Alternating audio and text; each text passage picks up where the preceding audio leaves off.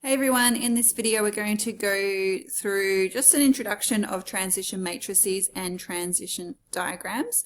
So a concept that you would have covered in Unit 1 and 2 General Maths, but we'll go through the basics. Transition matrices do get a bit harder, especially when you have restocking and culling, which we won't go through in this video, but just make sure you understand the basics and then also understand recurrence relations and restocking and culling as well. And then lastly, there's Leslie matrices. So I'll do a video on each section. So just make sure you pause when you need to, copy notes when you need to, etc., etc. All right, so transition diagrams basically show the transition using percentages or decimals. All right, so I'm just reading these dot points here. All right, so using percentages or decimals. On a diagram, we usually see percentages, but you can also have decimals, whereas on a matrix, we just have decimals. Have all the arrow percentages from a single point add up to 100%. So that just means, if I have a look at this transition diagram here, it might be a little bit easier. If we're going from E, the arrows going from E, so this loop here is 75%, and then also going from E to H is 25%. So together they give you 100%, because if you think about the transition of something, everything has to move, or it can stay, or it has to move. All right, things just don't disappear. So that's why it adds up to 100%. And then the last dot point, do not show transitions that are 0%. So if there is no transitions, you can leave it blank, but I also suggest writing 0%. It wouldn't actually be incorrect. All right, transition matrices are square matrices, and they're actually permutation matrices. So, permutation matrices are transition matrices, but not all transition matrices are permutation matrices, but they are square. Show the transitions as decimals, have each column adding up to 1, so I'll explain that in a sec, and show transitions that are 0. So because they are a matrix, if something is 0, you do have to show it on the matrix. All right, I'm just going to get rid of this here. So here we've got a transition diagram and a transition matrix. So it's actually showing the same information on both. Now, it's not the first time we've seen a diagram or a network. We did see them when we did communication networks and dominance networks. So here it's just a transition network. Now, what this context is, so I'm just going to read from here. The following transition diagram and matching transition matrix show how shoppers at two shopping centres, East World and Highton, change the centre that they visit from one week to the next. So, if you're a shopper, you might think, oh, one week I might go to Southland, the next week I go to Chadstone, all right, and you're alternating. Or you might go to Southland every week, maybe because it's a little bit closer. So 75% of shoppers stay at East World. All right, so that's what the green one is. So 75% shoppers who shop at East World one week will shop at East World the next week. It doesn't mean the same shopper is there every week. It just means 75% of the people. You can still change your mind. All right, 25% of the shoppers who shop at East World one week will shop at Highton the next week. So you can see that's here. And then 90% of the shoppers who shop at Highton one week will shop at Highton the next week. And then lastly, we got 10% who shop at Highton one week will go to East World the following week. Now, in your transition matrix, this is how it's set out. Usually we have T for transition. And then we have this week, next week, or this day, the next day, or this year, the next year, today, tomorrow. That's your transition from one state to the next. All right, so this is from week to week. It could be month to month, day to day, year to year. I've even seen school term to the next school term. All right, so we always have the current one up the top and then the next one on the right side. All right, so a little bit different to how we've seen communication and dominance matrices. The E and the H stand for the shops, so East World and Highton. And you'll notice that the columns add to 1. All right, so 0.75 plus 0.25 adds to 1. 0.1 plus 0.9 also adds to 1. So you can see whether it's a transition matrix, just whether the columns add to 1. If they don't, it's not a transition matrix. Or you could use that sort of understanding to fill in blanks. So often exam questions have a blank and you need to fill it in. All right, so let's have a look at this very first question. So state whether each matrix could be a transition matrix given a reason when it is not one. All right, so we just have to quickly add up these numbers. So 0.6 plus 0.4 is 1. Good. 0.7 plus 0.3 is 1. So yep, it's a transition matrix. Then we've got 1. Yep, that is also a transition matrix. Then we've got 0.9 plus 0.4, not a transition matrix. 0.25, yep, that's 1, and that's 1. Beautiful. This one isn't 1, sneaky 2 ones there, so we've got to put across. And, oh, actually, I didn't check that they were square matrices. Let's go back. That's my bad. That is not a square matrix, so B is not 1. That was another thing I didn't check. So your columns have to add to 1, but they also have to be square matrices. So F is not a square matrix, so that can't be 1 either. So the only ones that are transition matrices are A and D. All right, first of all, they're square matrices and all their columns add to 1. All right, in G we have a 6 by 6 identity matrix. So an identity matrix, all right, this is going to be quite a big one to draw. You've got your 1s going down your diagonal, and then you have 0s everywhere else. So that would actually be a transition matrix. And then we've got a 5 by 5 permutation matrix. And if you think about the definition of a permutation matrix, where you can only have a 1 in one row and, a 1 in each row and each column, so that is also a transition matrix. This matrix has not been completed, so just make sure if you are copying this down that you know there have to be 0s, and I think I just put an extra 0 in. All right, it would take too long to draw that. All right, question 2. Construct transition matrices for each of the following. For this transition diagram showing changes from one year to the next, find X, Y, and Z, and then we're going to construct the transition matrix. All right, so where is X? So here's X, here's, well, there's Z, and where's Y? There's Y. All right, so remember going from A, we need 100%. So we've got 40 here, 25% here. So that means we can work out X. So I might just write the working out here. So we've got X plus 40 plus 25 has to equal 100. All right, 100%. So, whoops, didn't want to do that. I'm going to do a plus sign. X plus 40 plus 25 is 65. So X is equal to 100 minus 65, which is 35. So 35%. Then for Y, where is Y? So Y is going from B. So we're going to look at this 30% and this 20%. So Y plus 30 plus 20 is equal to 100. So that gives you Y equals 50%. And then Z, which is here. So going from C is 20 and 70, which is 90%. So that means Z is 10%. All right, for your transition matrix, let me just make it a bit bigger. So remember, we need to define the transition matrix. So that means we go T, and what have we got? A, B, and C. And then A, B, and C, and I've got to squish this in. I might just write it up here. So we're doing this year and then next year. All right, so that's what it means to fully define and label your matrix. All right, let's fill it in. So when we do a matrix, we do have to convert it to decimals.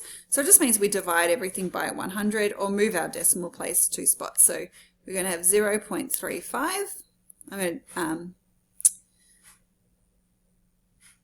do all of A first. So we're going from A, and then where are we? Going to B is 40%. And then C is 25. All right, and you'll notice that adds to 1.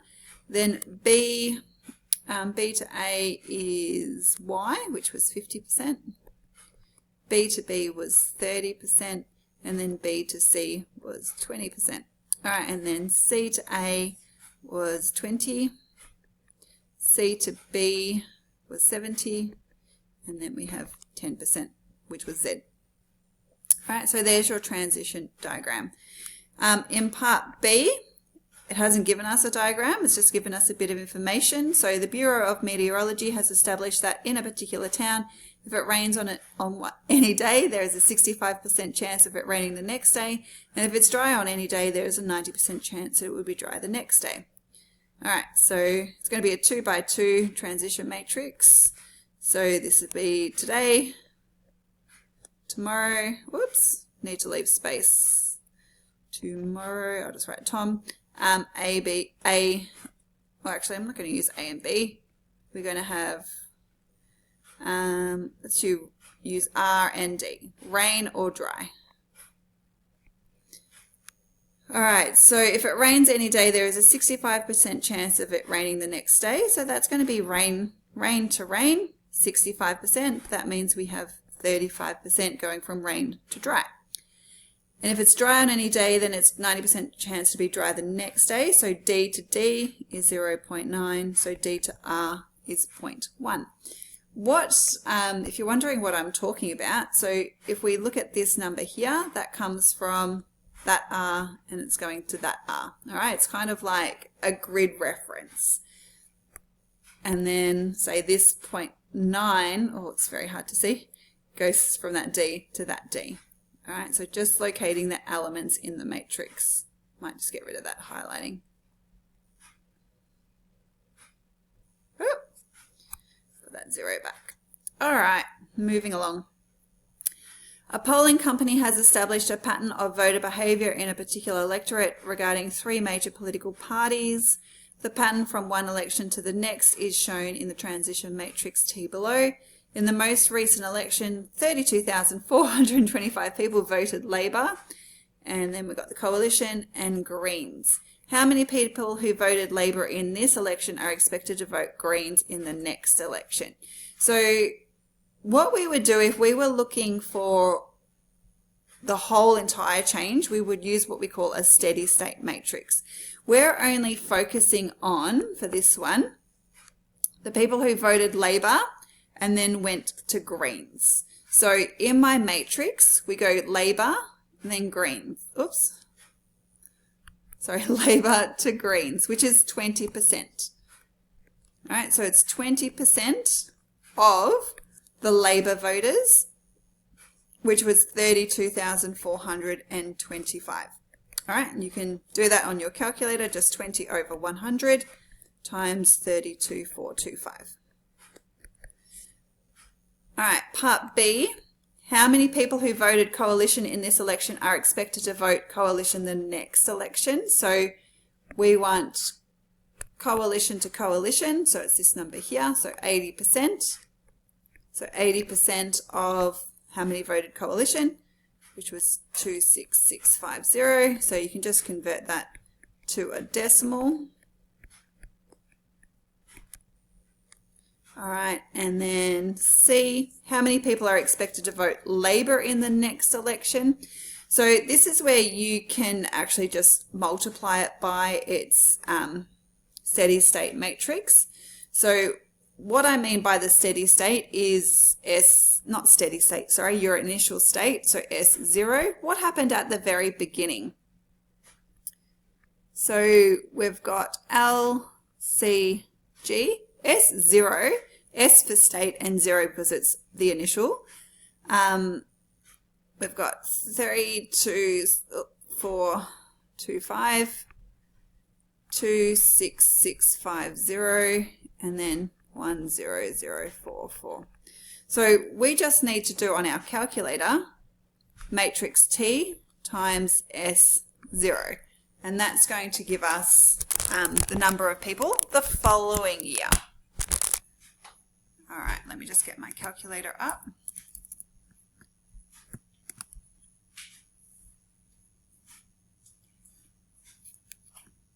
All right, so keyboard.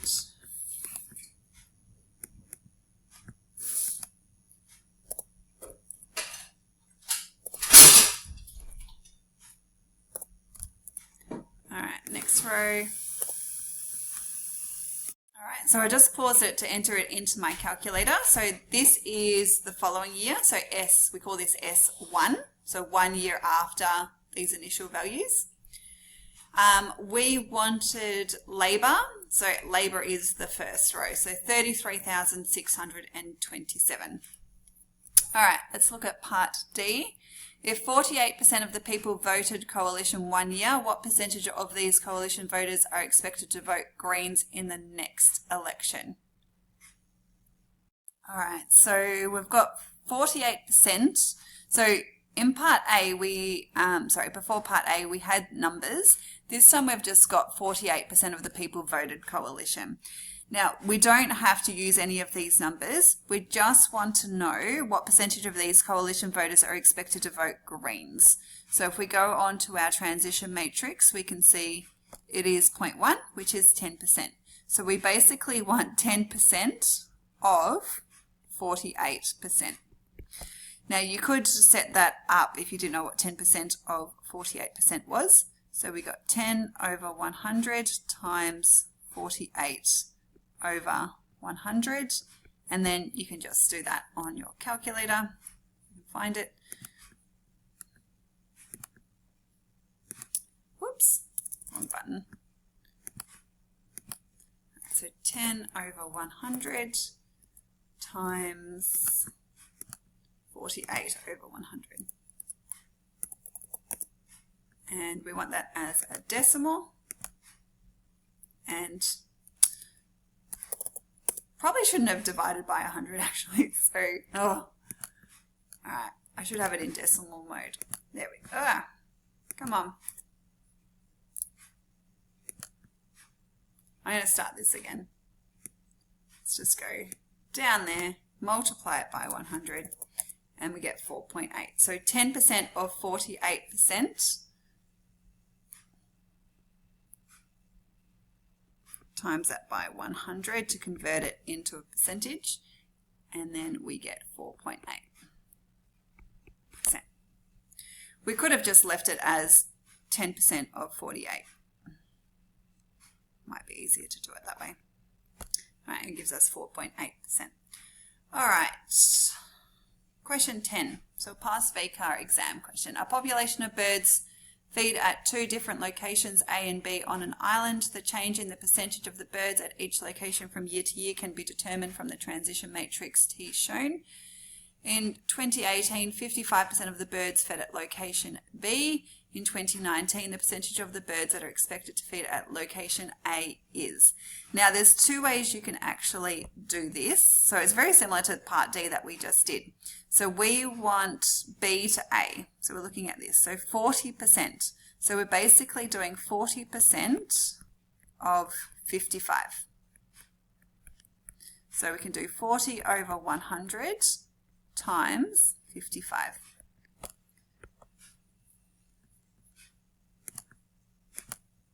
Oh, why do I keep doing the wrong button? All right, 40 over 100 times 55. And we get 22%. Right. Percentage of the birds. All right, so I got 22 and I was like, that's not there's none of those options. We're also got to consider the birds that are also staying at A. So if we had 55% are at B, that means 45% of the birds are staying at A. So I'm going to show you an easier way. I was trying to do this without an initial state matrix, but I'm kind of thinking that's going to be easier. All right, so not 45, sorry, 80%. All right, so the 80% of those that were at A, starting at A, which was 45%. So we had 55% starting at B, 45% starting at A. So I'm just going to copy this down. So 80 over, and then multiply that by 45.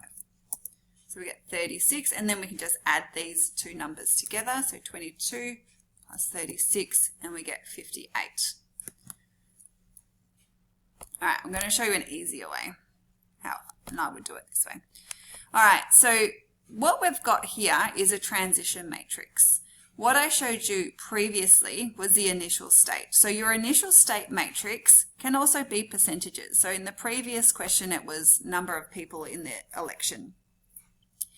Here we've got percentages. So we've got A and B. We know that 55% come from B. So that means 45% must come from A, right? Because we've got about 100% of the birds. So we can still do the transition matrix times the initial state matrix. All right, so let's get that down. So 0.8, 0.4, 0.2, 0.6, and then multiply that by our initial state matrix. So 45% say A, because 45% start at A, 55% start at B. And you can also get the 58 that way as well. So of the birds now, 58% are at A and 42% are at B. All right, so what I've done here is just the calculations, probably easier just to do using matrices. All right, question 13. Oh, 29%. What was that previous one? Oh, it doesn't tell us. All right, Robbie completed a test of 4 multiple choice questions. Each question had 4 alternatives. Robbie randomly guessed the answer to the first question. He then determined his answer to the remaining 3 questions by following the transition matrix shown. Which of the following statements is true? So we've seen questions like this because I remember you did one in your previous test. Okay, so looking, if he chose A, all right, it's always going to be A. It's A, one, this question, A, the next question, A, this question, A, the next question. All right, so if we were to draw that as a network, we would have a loop going around A. All right, it's always going to A. So we can use that as maybe an option. All right, thinking about that. So if we look at option A, it says, it is impossible for Robbie to give the same answer to all 4 questions. Well, it's not impossible. If he started with A, all his answers are going to be A. So cross that one off. All right, let's have a look at finishing this transition diagram. So we've got B, C, and D. All right, so if you answered question B, then you're going to D. If you're going, so B to D, then D to C, and then we're going C to B. No A, all right, because if you chose A, you're going to stay on A. So that means if he chose B, it's going to go B, D, C, B, right? B, D, C, B, or it could be any alternatives like that. All right, it's got to follow that order though. All right, so if you started with B, it goes B, D, C, B. If you started with D, it would go D, C, B, D. And if you started with C, it goes C, B, D, C. If you started with A, it's going to be all A's. All right, so that's what the transition diagram shows us, and the matrix. All right, so let's have a look at the other options. We want to know which one's true. Robbie would always give the same answer to the first and 4th questions. Well, yes. All right, we can see that's true. So let's circle that, but in an exam, we might think, do I have more time? Let's go through and just eliminate C, D, and E. Robbie would always give the same answer to the 2nd and 3rd questions. Okay, no. So they're different. If Robbie answered A for question 1, he would have answered question B for question 2. Okay, definitely not true. It is possible that Robbie gave the same answer to exactly 3 of the 4 questions. Well, that's not true either. It's very hard to understand why only 29%. I'm looking at the year 2010. Matrices was once upon a time not a very popular topic, so it was probably not enough resources for matrices for this one. Okay, but I think if this was on an exam now, it would be done quite well. All right, and there's a diagram which is a bit easier to follow than the matrix. But, oh, sorry, let's go back. Very last question in this section anyway. A question you could also answer during reading time. All right, so a lot of questions, they don't require calculations, probably not even any writing, especially if you can picture what's happening in your head. All right, I'm going to end there because we're up to the next one. Okay, bye.